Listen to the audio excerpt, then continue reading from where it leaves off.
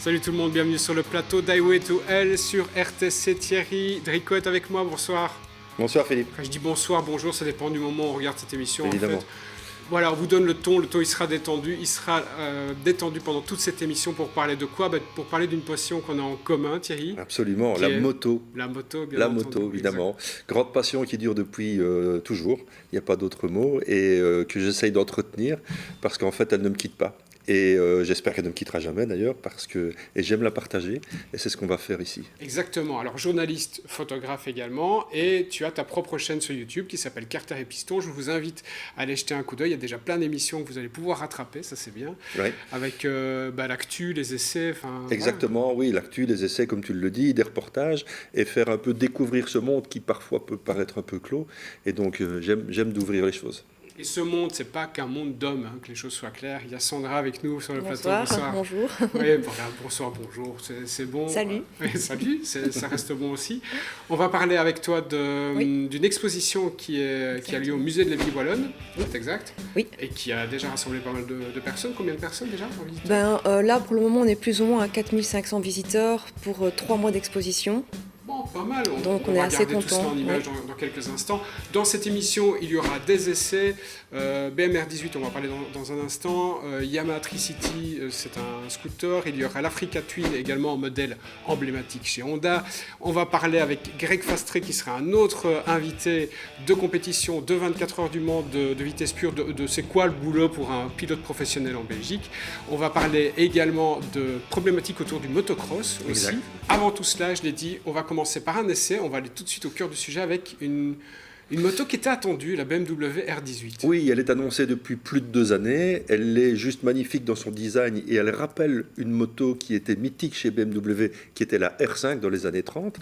Et cette moto, en fait, arrive à un moment où tout le monde se calme un peu sur les routes parce qu'il y a des radars partout. Il faut faire attention à sa vitesse. Et là, on va chercher du plaisir de rouler. C'est pas la première incursion de BM dans le genre du custom. Ils l'ont fait il y a une vingtaine d'années avec la R1200 qui avait été mise en avant dans un film de James Bond avec une célèbre cascade, et on va découvrir maintenant la R18. Effectivement, et on va la découvrir, tu avais tourné cet essai il y a déjà quelques semaines, vous allez voir, il faisait encore beau à l'époque, il faisait encore chaud, de belles images à découvrir. C'est parti pour cet essai, premier essai BMW R18.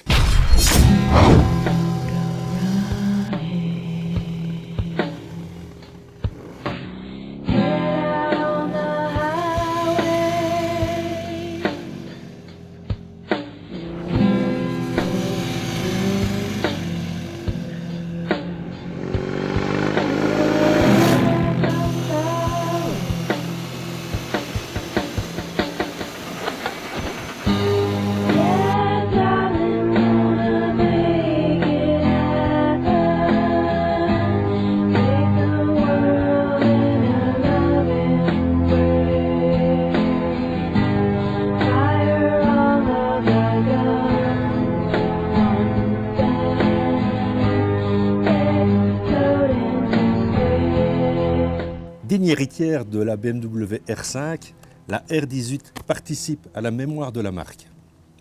Mais revenons un peu sur cette mythique BMW R5.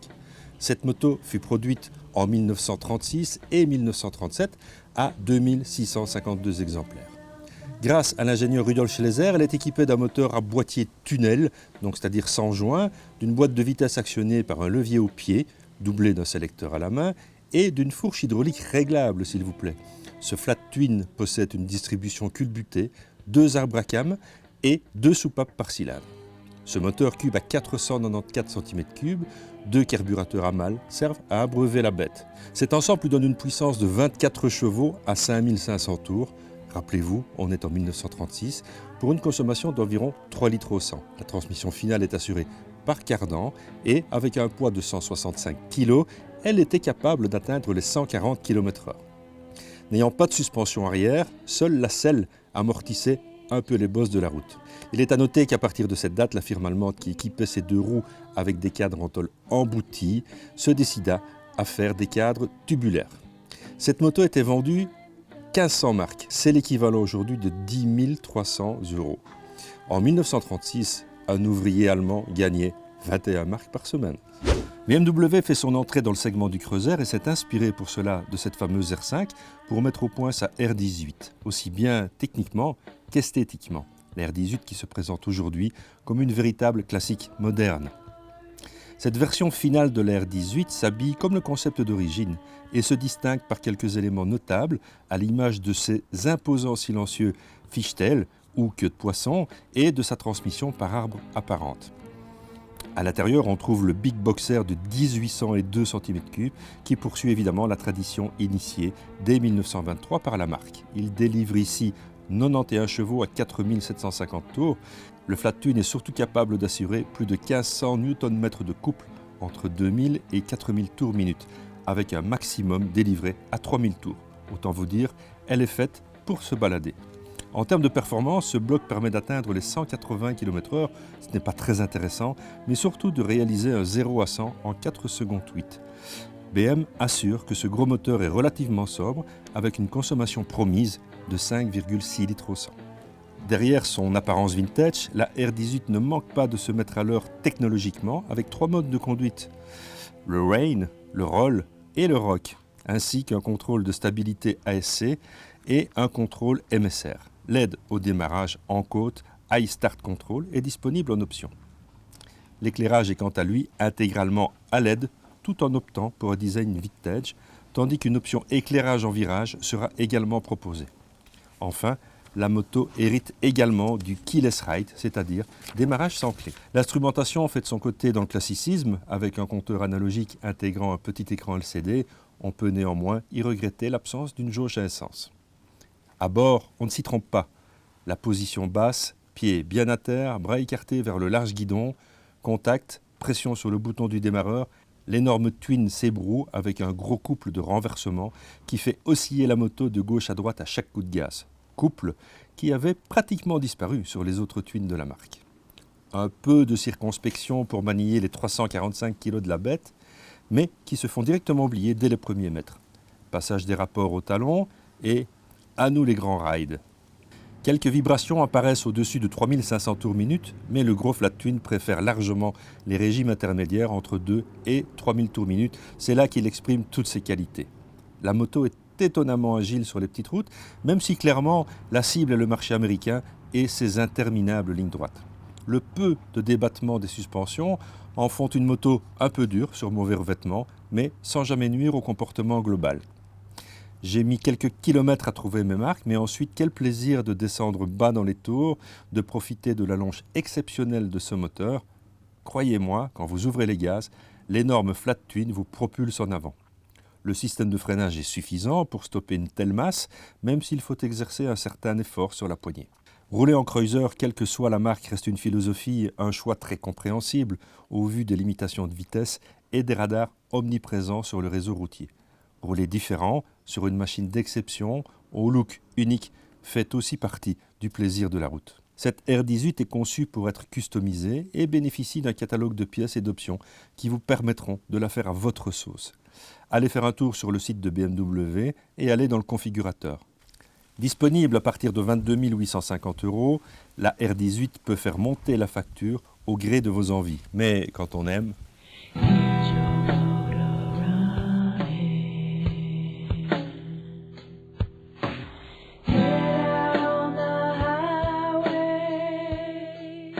Voilà pour ce premier essai, voilà pour ces premières belles images. Thierry, c'était un bon moment. C'est vrai que c'est un modèle un peu particulier. Oui. Voilà. Dans la gamme BMW, il sort un peu du lot, mais je crois qu'il était attendu, principalement sur le marché américain, parce qu'en fait, ici, c'est des motos qui réclament de l'espace. C'est un très gros moteur, mais voilà, on a du style au guidon de cette moto, et c'était un bon moment, effectivement. Je me souviens, tu parlais tout à l'heure de cascade dans le James Bond, je me souviens effectivement de ces images-là. Avec celle-ci, ça va être compliqué à faire, passer sur les toits, oui. c'est un petit peu plus ça lourd. Ça va être plus compliqué. Bon, c'est un modèle, vous l'aurez constaté, qui marie le classicisme et la modernité. Classicisme, il va en être question avec Sandra. Sandra, bonjour, bonsoir. Oui. Tu es chargée d'exposition au musée de la Vie Wallonne, de la province de Liège. Oui. J'étais jusqu'au bout. Hein. Oui, parfait. J'ai fait nickel, super. Tu es donc en charge de cette magnifique exposition. On va en voir évidemment des images. Alors, c'était quoi le concept tout d'abord de cette expo ? Donc, d'abord, il faut savoir qu'on est deux à travailler sur cette exposition. Donc il y a William Ramazzotti et moi-même, plus toute l'équipe qui est derrière, évidemment, parce qu'on est quand même nombreux à travailler dessus. Alors au départ, il faut savoir qu'en 71, le musée à Vie Wallonne a déjà fait une exposition sur les motos. À l'époque, il n'y avait pas de motos dans les réserves. Et vu que cette exposition d'époque a eu beaucoup de succès, donc c'était vraiment au moment, c'est la fin des grandes maisons liégeoises, Eiffen, Sarolia, Gillet, etc., à cette époque-là. Et donc, ça a eu vraiment beaucoup de succès. Et donc, le musée de la Vie Wallonne a entamé une politique d'acquisition des motos. Donc on a eu des dons, on a eu des achats, enfin fait des achats, etc., pour avoir plus ou moins 70 motos en réserve. Pendant plus de 45 ans, vous avez caché ça à tout le monde. Voilà. Vous achetiez des motos, vous les mettiez de côté. Oui, voilà, exactement. Thierry, tu savais, toi, tu étais au courant? Non, je l'ai appris au moment de la création. Eh ben, écoute, là, ça m'a échappé, absolument. Mais quand je l'ai su, j'ai pas lâché l'affaire, évidemment. Ouais. Et donc, dès le début, Sandra m'a contacté et j'ai eu la chance de participer un peu à la création et à la naissance de cette exposition et à peut-être un peu participer à leur faire découvrir le monde de la moto, parce que c'était un monde qui vous était totalement inconnu. C'est totalement inconnu. Ce qui n'est pas plus mal, comme ça, du coup, on a vraiment pu faire pas mal de recherches. J'ai dit, ben voilà, c'est quoi le monde de la moto, c'est quoi être un motard aujourd'hui, c'était quoi avant. On a pu comme ça découvrir vraiment la grande histoire belge. Et ça t'a plu? Et ça, je ne connaissais pas. Non. Donc c'était vraiment très intéressant. On s'est rendu compte qu'il y avait beaucoup d'histoires, de belles histoires à raconter par rapport à des passionnés, par rapport à ces grandes maisons liégeoises, wallonnes qui ont disparu maintenant. Parler un petit peu aussi du renouveau avec par exemple Fred Kruger qui nous a prêté une moto. Donc voilà, c'était vraiment très très intéressant à réaliser tous ensemble. Et voilà, donc ça fait maintenant, je pense, 5 ans que les motos sont en rénovation justement pour pouvoir être présentées enfin au public. Je signale que cette exposition, alors, il y a des motos qui sont exposées, donc de très très beaux modèles dans un état mais juste génial. Il y a la reconstitution d'un garage aussi pour l'entretien, pompe à essence. Il y a toute cette mise en scène. Il y a également, on parle de voyage aussi, ces grands déplacements. Thierry, tu es au courant? Oui, quand même. Moi, je fais un peu partie de l'exposition parce qu'il y a juste 10 ans, j'avais préparé un raid et j'ai fait le tour de la Méditerranée avec une seule moto, pas d'assistance, 23 400 km en 87 jours. Et c'est un peu mis à l'honneur au début de cette exposition. Oui. Ça reste encore une grande aventure, mais il y en a d'autres qui ont fait des choses bien plus périlleuses que moi, ce que j'ai fait. Et il faut aller voir cette exposition pour le découvrir. On a plusieurs thématiques en fait. Donc vraiment le fil conducteur, c'est l'aventure au sens large, l'aventure humaine. On parle forcément aussi de l'histoire, on parle des compétitions, puisque quand on fait de la moto, c'est soit on va se balader, on va en compétition, on fait ça entre amis dans une communauté. On parle aussi un petit peu de Harley Davidson, forcément, on parle du cinéma, puisqu'il y a vraiment une influence du cinéma, il y a vraiment l'image aussi, un peu du rebelle, etc. Donc on essaie vraiment de parler à tout le monde. Il n'y a pas que des passionnés qui vont apprécier cette exposition, mais même les gens qui n'ont rien à faire de la moto au départ. Et je crois que c'est la force de cette expo, c'est qu'elle plaît pas uniquement aux initiés. Donc il faut aller la voir, parce que c'est un bon moment, et il faut nous rappeler un petit peu les conditions, comment on peut aller voir cette expo. Alors en fait, l'exposition est ouverte du mardi au dimanche, de 9h30 à 18h. De savoir que le premier dimanche du mois, c'est gratuit. Voilà. Et le mieux, c'est quand même d'aller voir sur le site du musée. Et voilà. Voilà, parce qu'au niveau aussi des conditions sanitaires, vous savez que c'est très très fort. Donc, voilà, ce qui est dit aujourd'hui, comme Highway to Hell serait une mission mensuelle, sera peut-être plus valable dans 2-3 semaines. Donc voilà, au pied à noter, vous allez chercher les renseignements et vous pourrez aller visiter cette expo. Je tiens à insister effectivement sur le fait que comme vous n'étiez pas peut-être des super spécialistes, du coup vous avez eu un regard pour vous adresser à tout le monde, et ça c'est super important. C'est ce qu'on voulait. On a parlé cinéma, il y a une Harley effectivement sortie de quasiment d'Easy Rider, du film une inspiration. Donc voilà, il y a vraiment moyen de passer un bon moment dans ce lieu. À propos du lieu, voilà, on est dans une église, donc pour tous les passionnés, tous les fervents, il n'y a pas mieux en quelque sorte. Pour rentrer en communion avec la moto. Il y a même une surprise par rapport à ça. C'est bien dit, formidable, effectivement. Merci Sandra d'avoir été avec nous. Je vous en prie. Bon vent à cette expo, jusque quand? Alors c'est jusqu'au 4 avril 2021. faut savoir aussi qu'il y a aussi des expositions, enfin, des conférences. Donc, il faut vraiment surveiller le site pour voir un petit peu les différentes conférences et les autres activités qui sont prévues dans le cadre de l'exposition. Quelle thématique, par exemple, sur les conférences? Par exemple, sur le cinéma, il y a Tonnerre mécanique. Donc, ça, c'est le 5 novembre, oui, c'est ça, à 19h. Au musée, et c'est vraiment sur le cinéma, c'est Dick Tomasovic qui fait cette conférence, ça va vraiment être super. Voilà, il y a une conférence sur l'histoire de la moto, il y a aussi une visite guidée avec les charges d'expo, etc. pour le public, pour vraiment expliquer un petit peu les coulisses. Donc voilà, il y a plein de choses. Dernier mot avant de passer à l'essai suivant, c'est qu'il y a une dimension, une touche féminine dans cette émission. Sandra, tu en es la preuve vivante, et merci d'avoir été avec nous pour cette première. Merci aussi. Dans les essais Thierry, il y aura aussi cette touche féminine. Ben oui, pourquoi pas. Je trouve ça intéressant d'avoir un avis féminin, parce qu'en fait, les motos ne sont pas faites que pour les hommes. On va essayer deux Kawasaki de la gamme Z, vieille tradition chez Kawasaki, qui date depuis les années 70, une Z650 qui va être essayée par Delphine, et une Z900 que je vais essayer moi-même. Et on va voir un avis un peu différent, avec des critères qui ne sont pas toujours les nôtres. C'est intéressant, on découvre ces motos ensemble.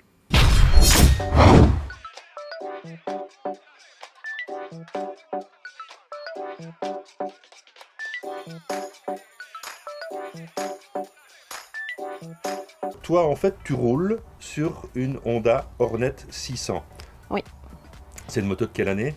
Elle est de 2006 et c'est ma première moto parce que j'ai passé mon permis il y a 4 ou 5 ans. D'accord. Bon, la différence flagrante, évidemment, entre les deux machines, c'est au niveau du moteur, puisque ta Hornet, c'est une 4 cylindres. Oui. Ici, on est sur un bicylindre. Est-ce que, rien que sur cette partie-là, quand tu t'es mise au guidon de cette moto, tu as un ressenti différent? Par rapport au moteur, oui, mais je ne m'y connais pas suffisamment pour vraiment analyser. Ça accélère bien, c'est souple. Oui, ça accélère très bien. Hauteur de selle parfaite pour toi? Oui, parce que c'est vrai que je réfléchis peut-être à changer parce que je trouve que la mienne n'est pas suffisamment souple et elle est un tout petit peu trop haute. Et donc pour manœuvrer, je suis sur la pointe des pieds alors que sur celle-ci, j'ai les pieds complètement à plat. Ce qui est beaucoup plus simple. C'est très rassurant aussi quand il faut s'arrêter, mettre les pieds par terre, s'il y a un peu de gravier, on est posé sur le sol et c'est beaucoup plus stable, ça c'est sûr. Le siège est très confortable aussi. D'accord. Oui, donc au niveau confort, parfait. Oui, parfait. Bon, comme ta Hornet, il n'y a pas de protection sur cette moto, il n'y a pas de pare-brise. Bon, c'est un choix, on le sait dès le départ quand on prend une moto de ce type-là. Maintenant, évidemment, il y a entre 15 et 20 ans de technologies qui ont évidemment évolué fameusement entre ta Hornet et cette machine, qui est dotée quand même de toutes les aides électroniques, qui a l'ABS évidemment, qui a un freinage qui à mon avis doit être beaucoup plus incisif que ta Hornet. Maintenant, ce qui compte évidemment, c'est la position sur la moto, la manière dont on sent, mais aussi le plaisir qu'on ressent quand on est à son guidon, quoi. Oui, c'est vraiment. J'ai vraiment aimé rouler avec celle-ci parce que justement, je trouve qu'elle est très rassurante. Au niveau du look, moi j'aime bien le look un peu plus rétro, donc voilà, mais ça c'est un avis tout à fait subjectif. Bon, exactement. Voilà. Voilà, j'aime bien les phares ronds, donc c'est vraiment tout à fait un détail. Sinon, je trouve que oui, elle a une belle ligne, les flancs et l'arrière, je trouve ça très joli. Maintenant, il faut signaler quand même que cette moto existe dans différents coloris chez Kawasaki. Donc ceux qui ne sont pas pour le vert Kawa ou le côté un peu fluo, évidemment, il y a d'autres versions qui sont proposées, un peu peut-être plus sages en termes d'esthétique. Ou plus féminin peut-être, pour moi. Oui. Parce que Kawa a toujours une signature au niveau du design qui est assez, je vais dire, manga. Tu vois, c'est très coupé à la serpe, c'est très anguleux, c'est entre le manga et le transformer, tu vois. Mais bon, ça plaît évidemment beaucoup aussi à la nouvelle génération et évidemment, c'est un marché qui est important aussi pour les différentes marques. La 650 n'est pas la seule représentante de cette longue lignée des Z qui existe depuis le milieu des années 70. Et en fait, la Z650 est évidemment au catalogue, mais il y a aussi la Z900. Alors en fait, la 650 faisait 68 chevaux, celle-ci en fait 125, 2 cylindres pour la 650, 4 cylindres pour la Z900. La Z900 est en fait la digne héritière de la Z900, sortie en 1972, moto qui était venue combattre la détrônable CB750 de chez Honda, la grande guerre des 4 cylindres de l'époque. 4 cylindres, on les a gardés ici. On a gardé l'onctuosité du 4 cylindres avec évidemment 125 chevaux, donc il y a du répondant, parce qu'en fait c'est une moto sportive.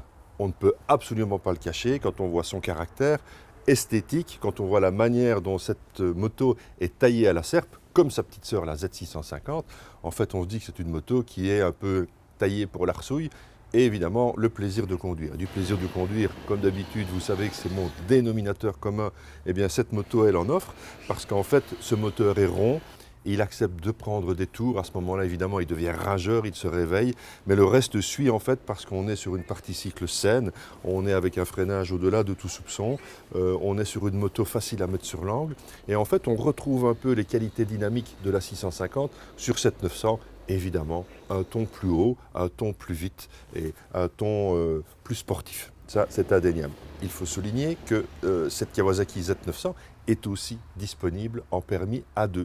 Et donc en permis A2, vous allez pouvoir acheter cette moto qui sera limitée à 35 kW, 48 chevaux, donc plus ou moins un tiers de sa puissance. Et cette moto va évoluer avec vous, parce que vous allez vous acclimater à la manière dont cette moto fonctionne. Et puis quand vous aurez le permis, vous pourrez passer chez votre concessionnaire qui vous la mettra en full power. Et vous allez évidemment rentrer dans un autre monde, mais vous aurez votre moto en main. Donc c'est bien, c'est une moto qui peut évoluer dans le temps avec vous. Et ça, c'est une très bonne chose que Kawasaki puisse permettre à ses gros cubes d'être homologués pour l'A2. Mais quel moteur! Il faut reconnaître que les ingénieurs de chez Kawasaki sont vraiment doués pour faire des mécaniques qui sont d'une souplesse exemplaire. On descend à 40 km/h en sixième, on ouvre, il n'y a pas un à-coup, ça repart directement.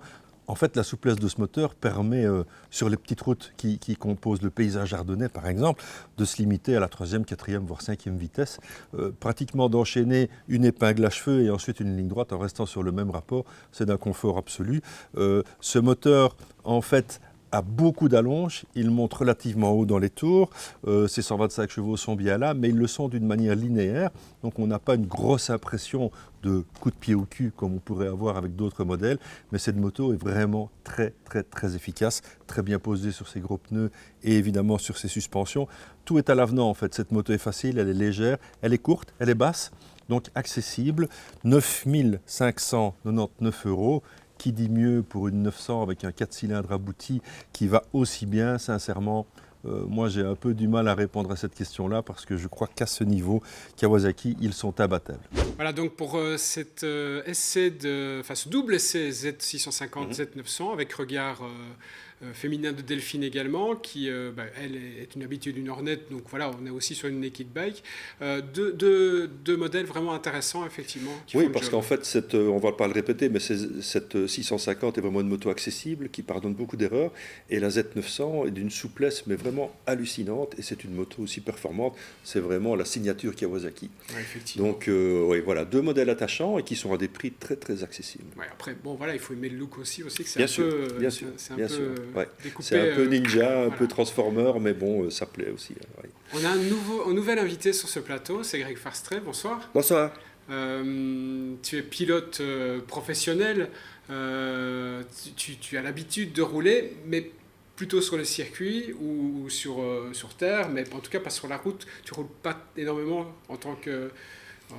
au quotidien en quelque sorte. Très peu. J'ai déjà pas de moto pour rouler sur la route parce que voilà, je crois que j'ai assez à rouler sur le circuit, je roule assez, je m'amuse.